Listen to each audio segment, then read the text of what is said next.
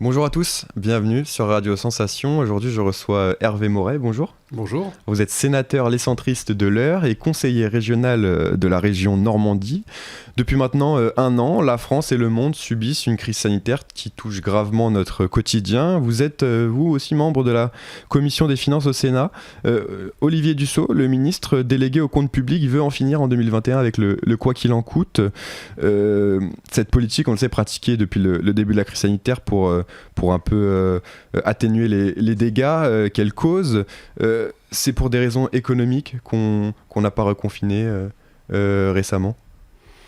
Écoutez, je crois que le non-reconfinement, en tout cas dans l'immédiat, s'explique à la fois par des raisons économiques, parce qu'effectivement, le confinement coûte très cher à l'économie, et il s'explique aussi par les conséquences du confinement sur la psychologie des gens, sur les effets en termes psychologiques et même psychiatriques, puisqu'il est maintenant tout à fait avéré que le confinement a des conséquences graves sur la santé mentale de nos concitoyens. Et donc je crois que le président de la République a bien fait d'essayer d'éviter ce confinement, ou en tout cas de le retarder, parce que rien ne nous dit qu'on ne sera pas obligé quand même d'aller vers ce troisième confinement prochainement.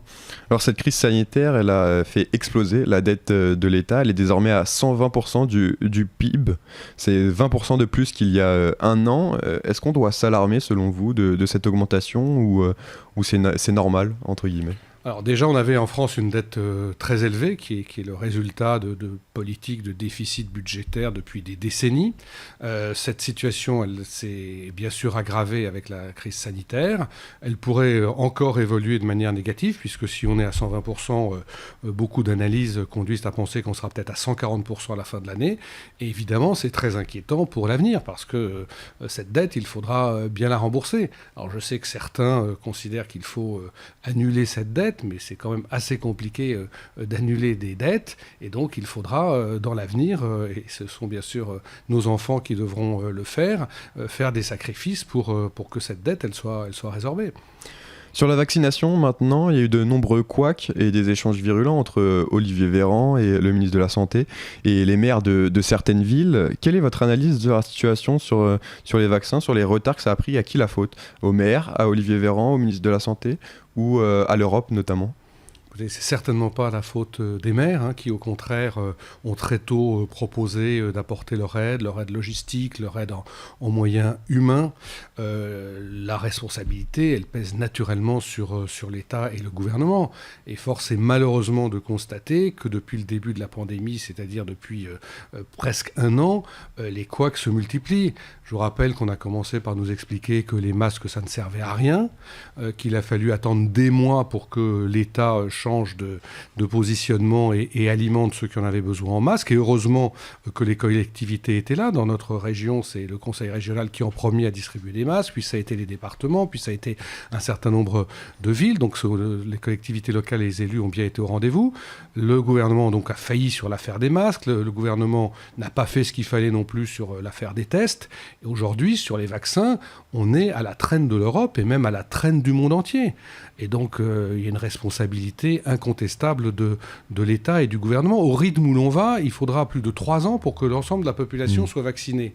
Et quand vous comparez avec le nombre de vaccinations chez nos principaux voisins, notamment l'Allemagne et la Grande-Bretagne, on est très loin derrière. Donc, pour des raisons assez obscures, je ne sais pas si c'est le poids de l'administration dans notre pays, mais on a vraiment été très mauvais tout au long de cette pandémie. C'est pas fini. Le problème, ça a été la liaison entre le ministère de la Santé et les collectivités locales.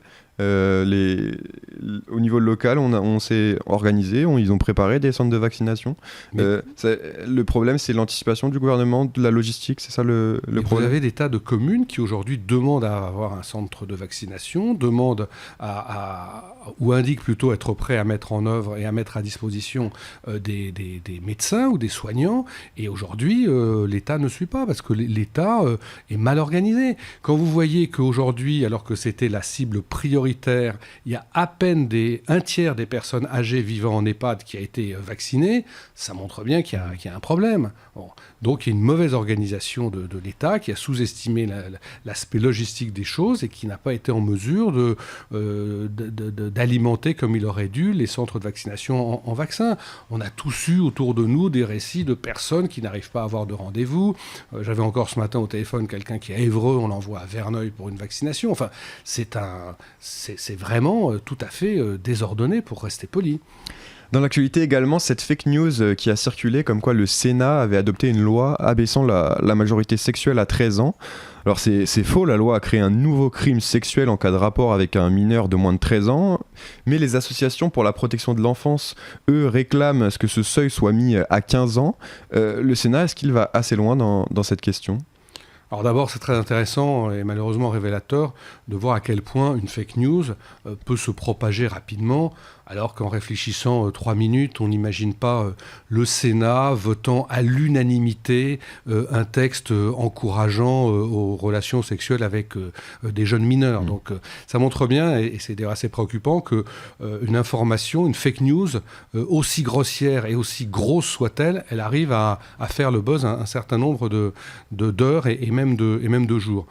Qu'est-ce qui s'est passé ? Le Sénat, à l'initiative de la présidente de la délégation à l'égalité hommes et femmes, qui est une de mes collègues de Vendée, qui lutte sur ces questions-là depuis très longtemps, a fait adopter un texte qui est un progrès, puisqu'il institue pour la première fois le fait que dès lors qu'une relation sexuelle a lieu avec un mineur de 13 ans, eh bien, il ne peut pas y avoir de consentement. On considère que c'est forcément un crime et qu'il n'y a pas eu consentement si le mineur avait 13 ans ou moins.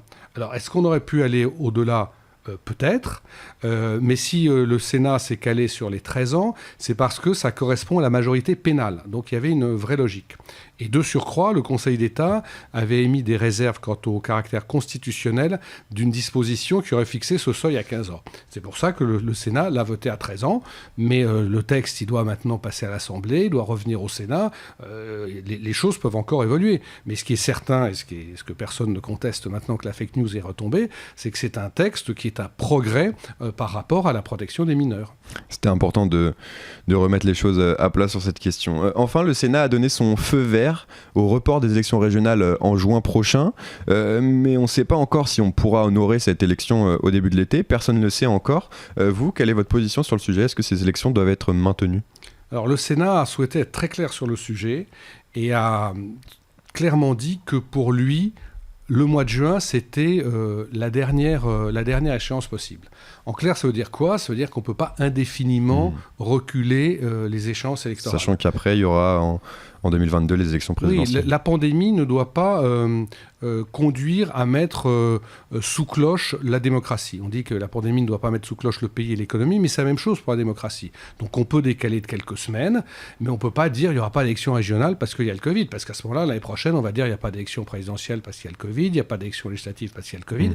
Il faut que si la pandémie demeure, on adapte, c'est ce qu'on a voté au Sénat, on adapte les règles de la campagne électorale, on prenne un certain nombre de précautions supplémentaires, on permette plus de votes par procuration, mais on ne peut pas dire il y a le Covid, on n'ira pas voter aux élections régionales et départementales. Ça arrangerait peut-être le gouvernement qui a tout à craindre du scrutin régional qui risque d'être très sévère par rapport aux partis en place, mais ce n'est pas une raison pour qu'on ne vote pas, parce qu'encore une fois, après on peut dire on ne vote pas au présidentiel parce que ça risque d'être sévère pour Emmanuel Macron. Donc il faut que les élections aient lieu au mois de juin et c'est ce qu'on a voté au Sénat. Vous participez à l'action de la majorité régionale en Normandie, présidée par Hervé Morin. Vous êtes conseiller régional. Est-ce que vous allez participer à cette campagne qui s'annonce ?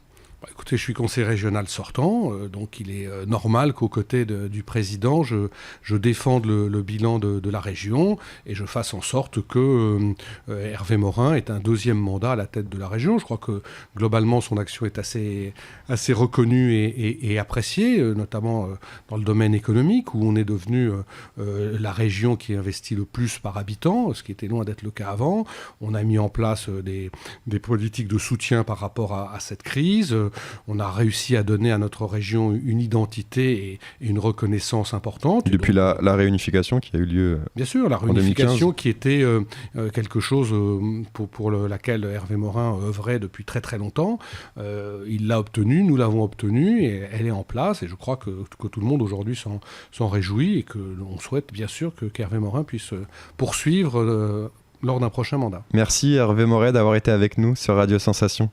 Merci à vous. Je rappelle que vous êtes sénateur de l'Eure, et pour revoir ou réécouter cette émission, vous pouvez retrouver cette émission en podcast audio et vidéo sur notre site ou sur notre application Radio Sensation.